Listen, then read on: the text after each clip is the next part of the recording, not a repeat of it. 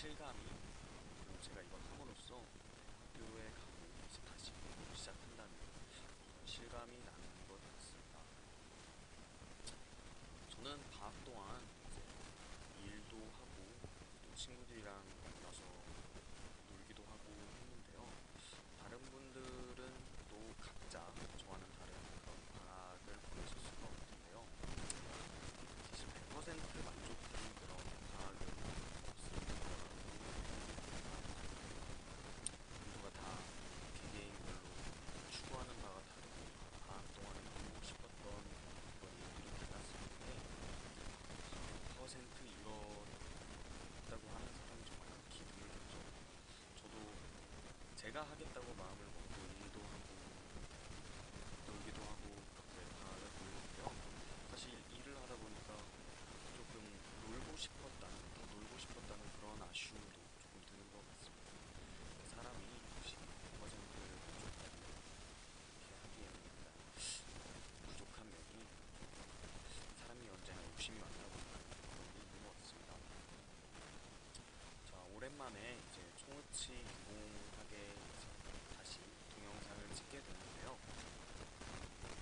오늘은 이제 1학기 때 이제 총우치를 저희가 처음으로 만들어 보는 그러한 시간을 가졌었는데요.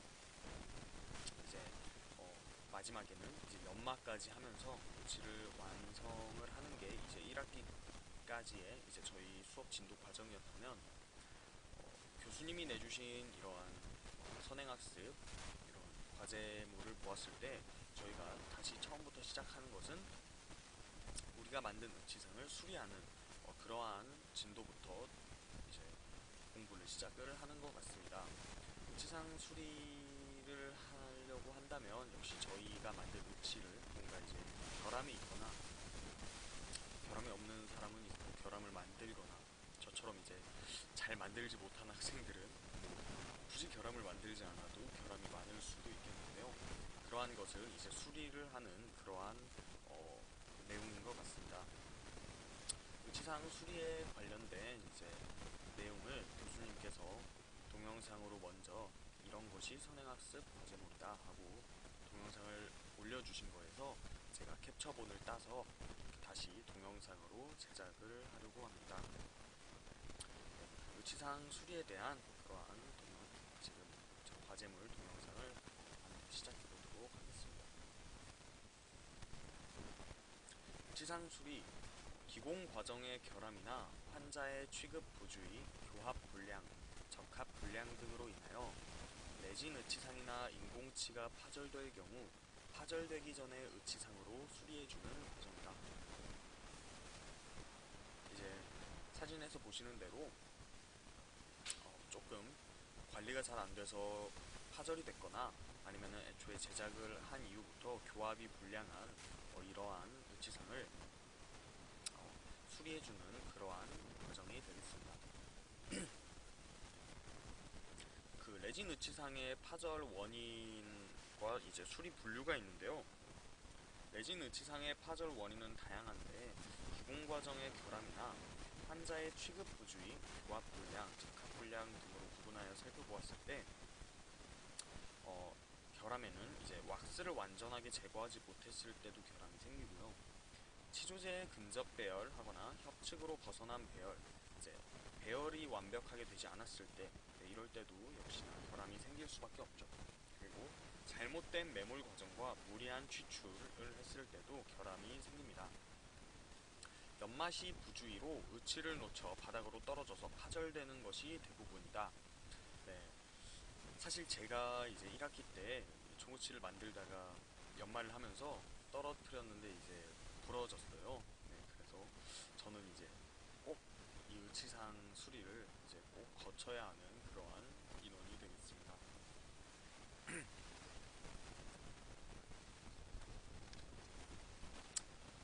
네, 의치상 파절 원인 이렇게 기공 과정의 결함, 환자의 취급 부주의, 교합 불량, 적합 불량으로 나눠져서 말씀을 드릴 수가 있습니다.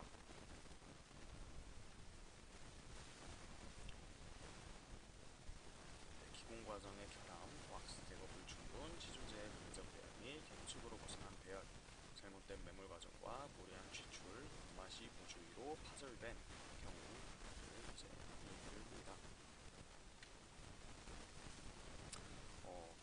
강한 충격에 의한 파절 같은 경우는 이제 파절면에 어떤 특징적인 모양은 없으며 파절면을 정확히 접합시켜 파절 전의 형태로 쉽게 재현을 할 수 있어야 되고요.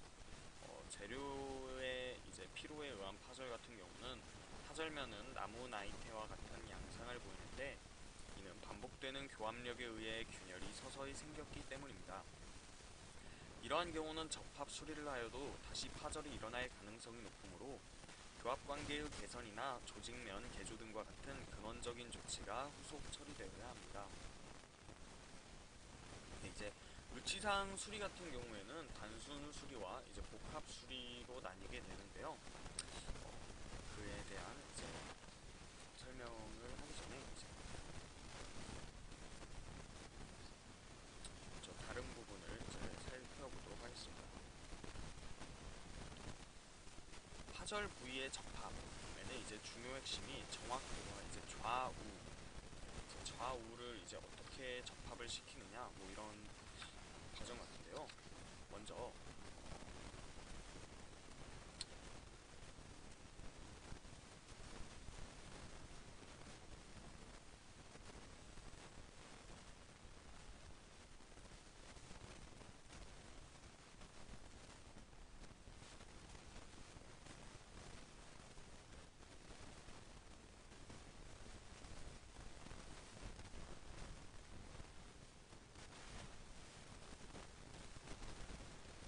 아, 아, 아. 마이크가 잠시 이제 이상이 있어서 마이크가 안 나왔는데요. 다시 제대로 돌아가 보도록 하겠습니다. 지상수리.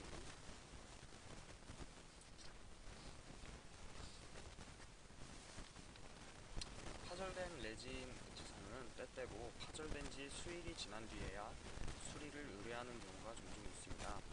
레진 의치상은 건조한 상태로 두면 수축에 의해 변형이 일어날 수 있으므로 파절편이 서로 잘 맞지 않게 됩니다. 이때는 물속에 넣어 수분을 흡수시켜 원래의 형태를 되찾도록 해야 합니다. 보통 24시간 동안 정도 물속에 넣어두는데요. 수분을 충분히 흡수한 파절 의치를 접합시켜 파절 부분이 전체적으로 정확히 접촉되는지를 확인한 후에 이상이 없으면 파절선 부위를 따라 용해된 스티키 왁스로 고정시킵니다. 최근에는 스티키 왁스 대신 순간 접착제를 이용하기도 하며 부목이 필요하면 스틸버를 내어 스티키 왁스로 고정시켜 보강을 합니다.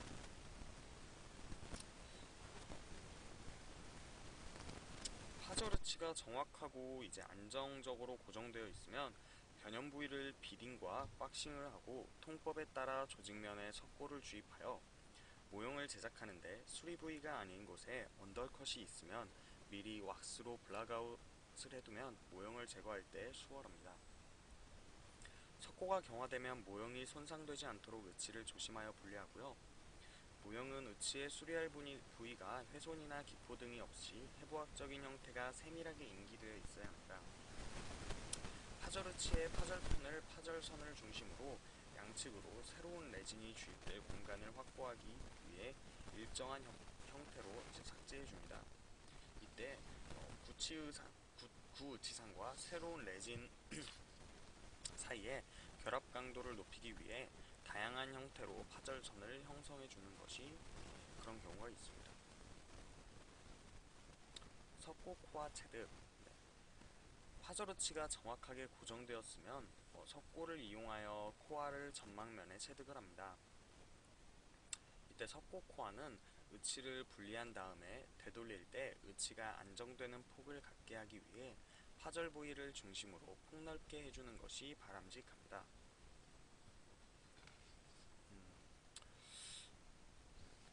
이 부분이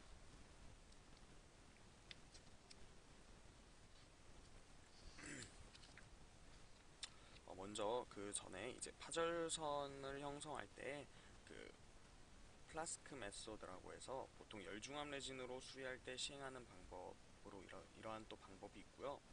또 마트릭 메서드라고 해서 자가중압 레진으로 수리할 때 시행하는 방법인 또 다른 방법도 있습니다. 석고 마트릭과 자가중압 레진 더울을 이용하는 방법입니다. 레진 분리제가 도포된 모형에 파절펜을 위치시키고 파절선을 형성한 부위에 파라핀 왁스로 채워서 원위치의 형태로 회복합니다. 그 위에 경석고를 도포하여 해부학적인 형태를 인기한 마트릭을 제작합니다. 예를 들어 상악 의치의 경우에는 순측에서 구개측으로 단순 파절된 경우는 의치의 순측과 구개 부위에 각각 경석고로 마트릭스를 형성합니다. 매트릭스는 가압할 때 파절되지 않을 정도로 강도를 지니고 있어야 합니다. 경석고 매트릭과 경화하면 분리하여 파절선 형성 부위에 채워두었던 왁스를 제거하고 스트림 클리너로 깨끗하게 처리합니다. 모형과 경석고 매트릭에 레진 분리제를 도포합니다. 이때 구우치상의 파절된 단면에는 분리제가 붙지 않도록 주의해야 하고요. 자가중압 레진과 접착이 잘 이루어지도록 파절선 형성을 위해 삭제한 단면에 붓으로 모노머를 바르고 더스테이지 자가중압 레진을 넣고 매트릭스를 맞추어 가압합니다. 이때 가압 후 고무줄로 감아두면 중압 완료 때까지 압력을 계속 유지할 수가 있습니다.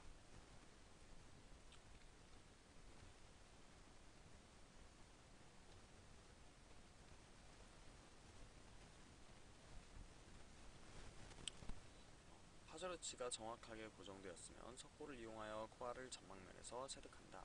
이때 석고 코아는 의치를 분리한 다음에 되돌릴 때 의치가 안정되는 폭을 갖게 하기 위해 파절 부위를 중심으로 폭넓게 해주는 것이 바람직하다.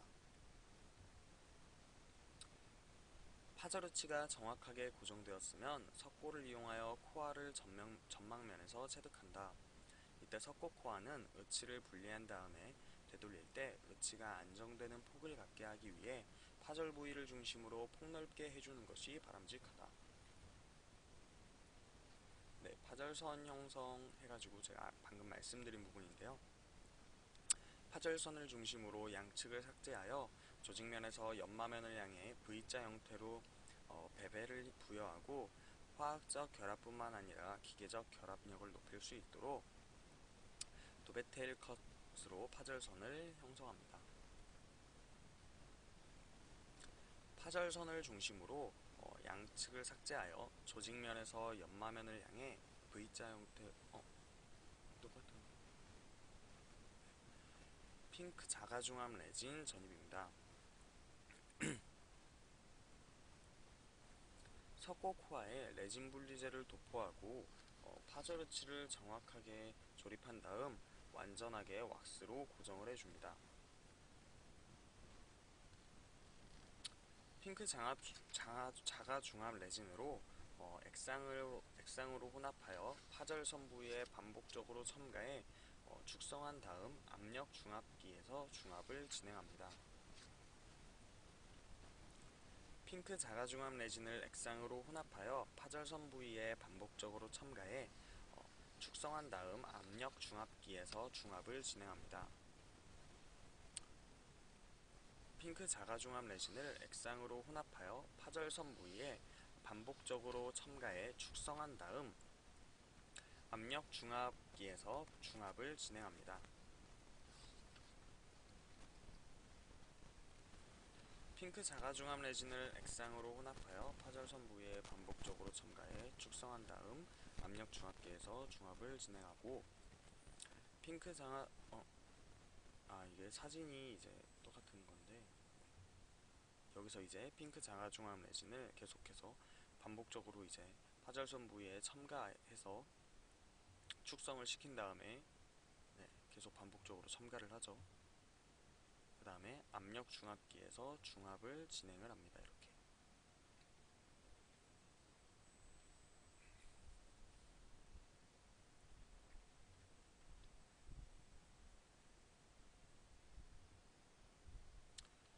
다듬질과 연마입니다.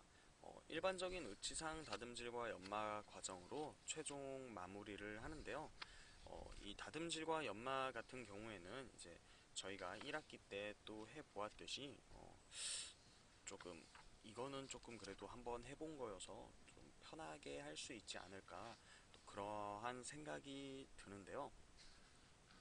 다듬질과 연마 과정 같은 경우에는 여러분도 해보셨다시피 처음에는 이제 저희가 이제 으치상을 총으치를 만들면서 이제 표면이 이제 거칠고 이제 부드럽지 못하기 때문에 그러한 것을 이제 뻐로 제거를 해주는데요. 뻐로 제거를 해준 다음에 그 부분에 대해서 이제 또 뻐로만 그냥 이제 일반적인 그 뻐로만 제거를 하는 게 아니라 그렇게 제거를 한 뒤에 그 다음에 이제 러버를 대죠. 러버 바를 대서 조금 더 으치의 표면에 그 오돌토돌하게 올라온 부분이 없이 확실히 제거를 해줍니다.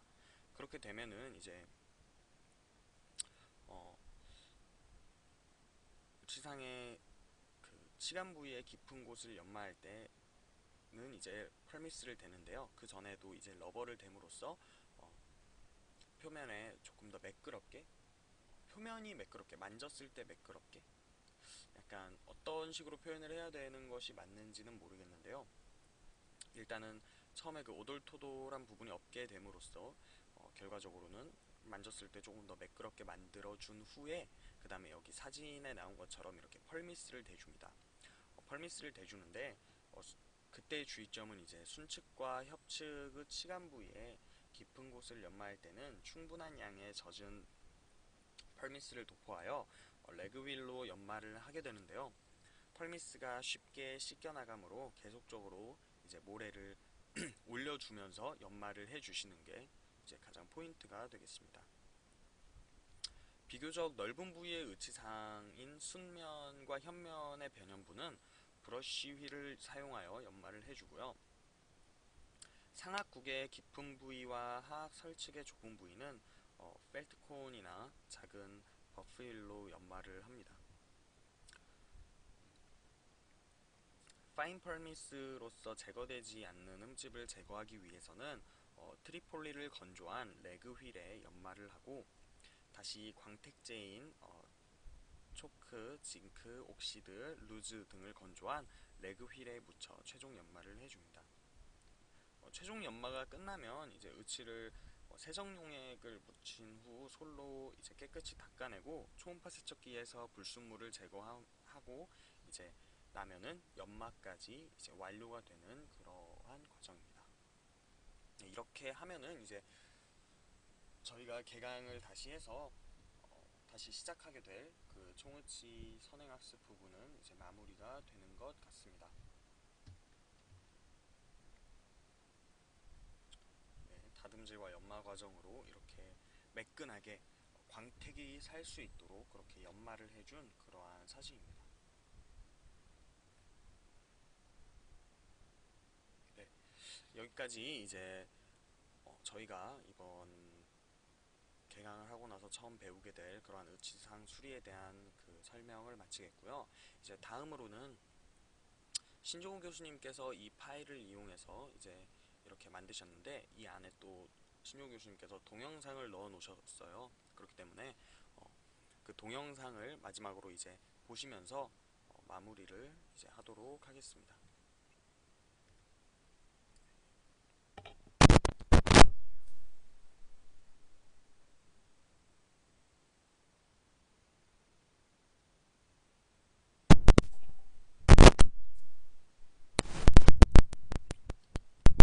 네, 으치상 수리 동영상입니다.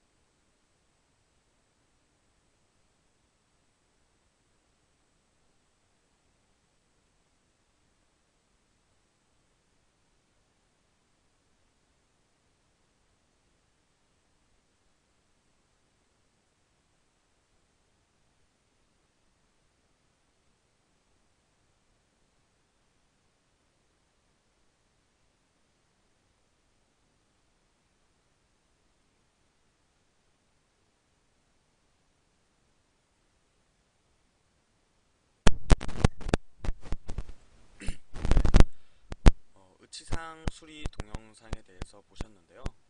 보셨다시피 지금 이 수리 동영상 같은 경우는 이제 파절된 부위에 자가 중압 레진을 이제 파절 부위에 맞춰서 첨상을 해주는 동영상입니다. 이 파절 부위에 자가 중압 레진을 이제 첨상을 할 때 중요한 점이 영상에서 알려주신 것이